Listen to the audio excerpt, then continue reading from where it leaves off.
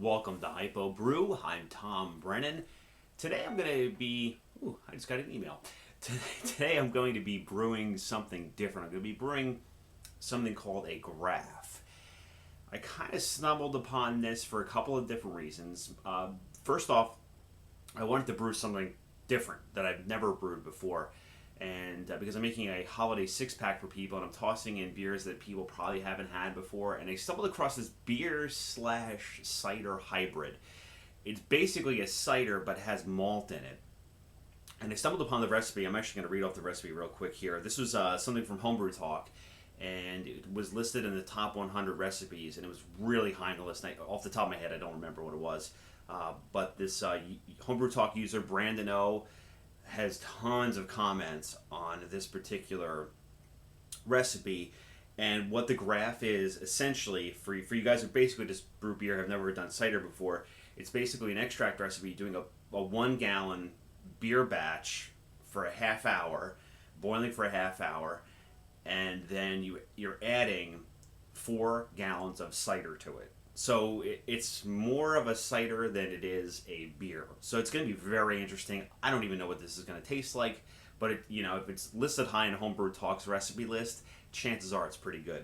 So the recipe basically calls for a, clean fermenting yeast. I have USO5 that I've got, a half a pound of Crystal 60, an ounce of torrefied wheat, 4 gallons of apple juice. I actually have some apple cider that I'm going to be using, a gallon of water, 2 pounds of DME, which actually split. I have a pound of amber and a pound of light DME, and then a half ounce of your favorite hops. Now, he calls for in this recipe to have a hop that's about 6% alpha acid.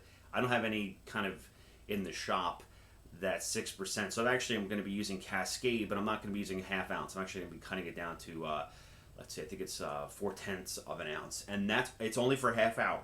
That's all you're doing. While doing the research on the Graf, there wasn't really a whole lot out there, so that's why I want to toss out this video. I did see a Northern Brewer video from years ago with Chip, and which was great, and just a couple of little things online that I saw. So I want to throw this video out there in case you're interested in making a Graf, just to see how I make it. It's good to kind of see things before you do it, I find. So that's why I'm putting this out there for you. So I hope you enjoy it. Okay, I'm just above strike temperature now. I'm actually 157, 158. So I'm just gonna toss in my grains here.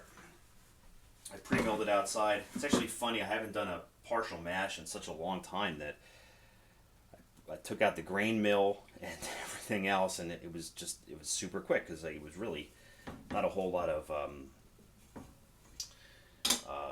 grain to mash. Usually I'm mashing 7 or 8 pounds of grain. So alright, so I'm at the strike temperature now. I'm going to let this mash for a half hour. I've been setting my timer for 5 minutes just to check the strike temperature in here, and I don't have any fire on this at all, and it's only gone down about 1 degree. It's been about 15 minutes or so. I may turn it up just a little bit more. I don't know if I want to risk it or not, but it's so funny how easy this is right now, at least, because I have some time to make some grilled cheese for the kids. My 30 minutes are over for my steeping. Now the recipe calls just to sparge all this with 170-degree water. What I'm going to do is I'm just going to turn the heat up on the pot here. It's this way I can get it to 170 degrees. And then just let it sit there for about 10 minutes or so. Shouldn't take too long. Again, this is only a gallon, so it's not going to be that big of a deal. Okay, my 10 minutes at 170 are up. So I'm going to drain out my grains while I turn this up. And rather than toss these out like the recipe calls for, I'm going to try to get more juice out of this. And it's quite hot. So what I'm going to do is put it right into this bowl here. I'm going to squeeze it out. I'm also going to, while I have this heat turned up now, going to take my plain light extract DME and my amber DME here, and I'm going to toss it in to get my boil going on, and I'm going to add the hops. As you can tell, we have achieved a boil. I have my 4/10 of an ounce of Cascade hops I'm going to drop in here for 1/2 hour. I scaled it back just a bit from the half ounce recommended in the recipe because I didn't have any hops that were was it 6% alpha acid, so these are a little higher, so I scaled it back just a little bit. There we go. Half hour, here we go.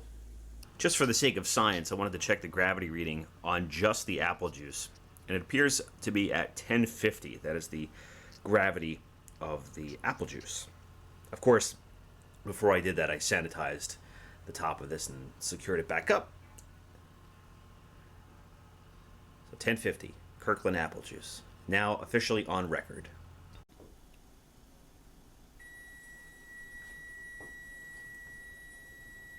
The boil is over. I'm going to kill the gas here. I'm going to scoop out my hop bag that I had going on. And now we're going to transfer the wort. We're actually going to go directly into the bucket. I'm not really too worried about clarity. According to the Homebrew Talk forum, if you're not worried about clarity, you don't really need to cool this. But there have been said that if you cool it down to 70 degrees, you'll get a clearer graff, beer, cider, I don't know. Anyway, I'm just going to toss this right into the fermenting bucket.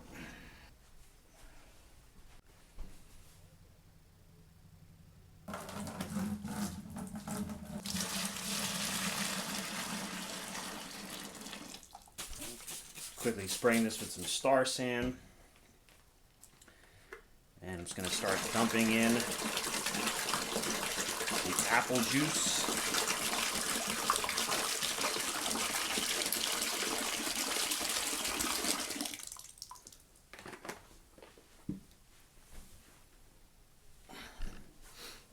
The apple juice was at room temperature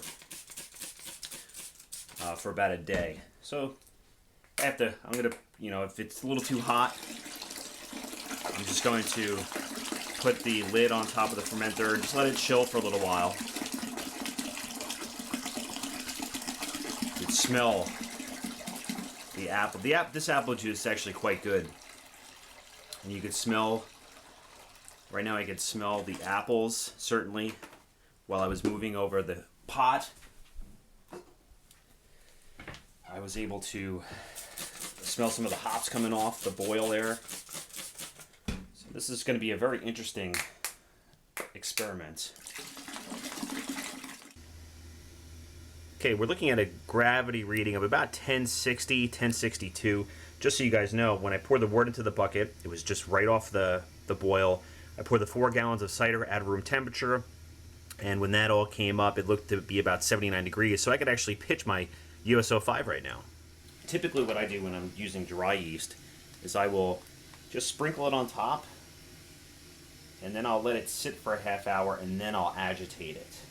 That's actually was on their website, and I found that, or at least for the folks who make USO5, they recommend just letting it sit for a half hour. So that's what I'm going to do. I can clean up now anyway. There's not really a whole lot to clean up.